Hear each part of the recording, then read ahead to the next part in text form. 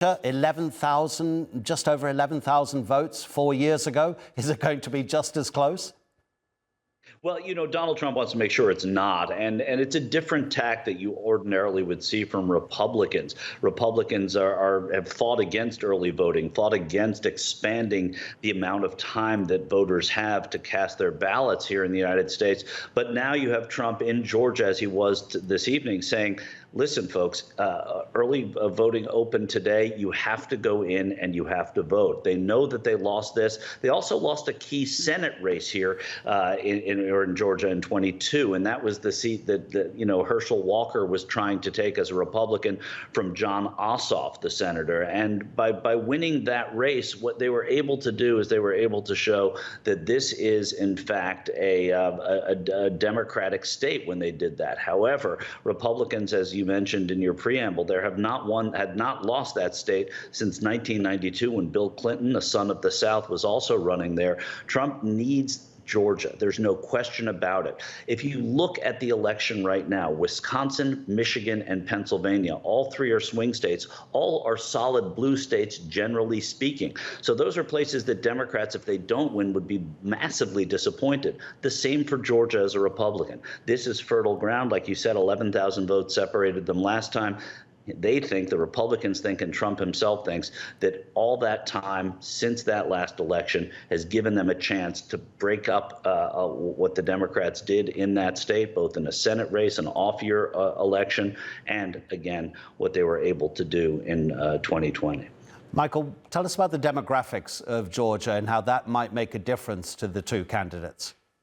Well, it's a big part of it. So what you have is you have the city of Atlanta, traditionally Democratic. I mean, think Jimmy Carter from Plains, Georgia, was the governor of Georgia. That was that kind of a Democrat, but it's also the cradle of the civil rights movement in many ways. So you have a lot of African-American voters who have tended to vote for Democrats over the years. Republicans are saying that they've been able to pull some of those votes. We'll be able to see that, I guess, on the morning of November 6th.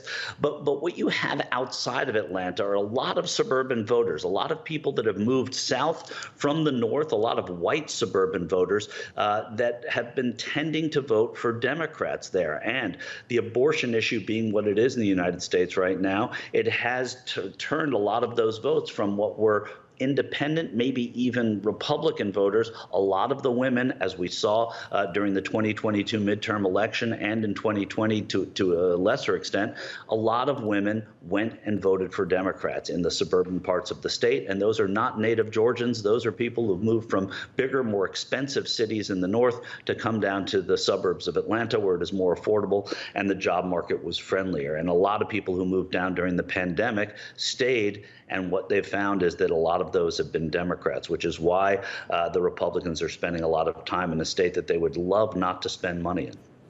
Michael, what are the chances, do you think, of November the 6th actually having no result? Because the Republicans, especially being driven by Trump and his team, if they lose, let's say Georgia as an example, let's say if they lose in a district or a county or a city, wherever numbers are being counted, it's expected that they're going to launch legal challenges to every single area where they lose. And that could delay the result because of recounts.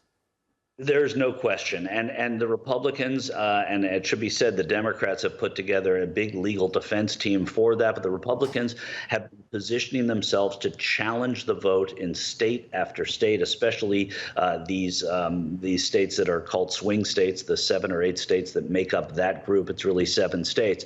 So I would say I would bet against us knowing exactly what the result is the morning of November 6th. It took a little while to know what the final count was in what was an unusual election in 2020. I mean, the voting irregularities that have been alleged aside, there were 59 of 60 courts ruled in favor of the vote being actually, stable and honest and clean.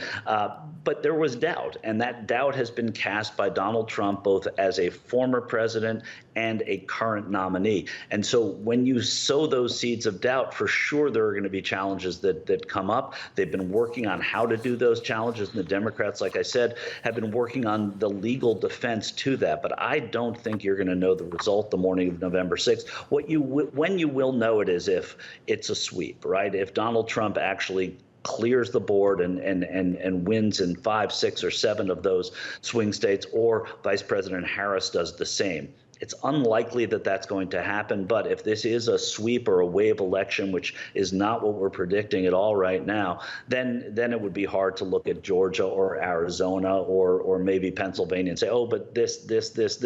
No, that would be sort of a mandate for whoever was able to sweep those states. Michael, just a quick bit of office management. Should do it by phone outside of the studio. But if you joined us on the night of the election, we'd really enjoy that. Take care, Michael Shure. Thanks so much.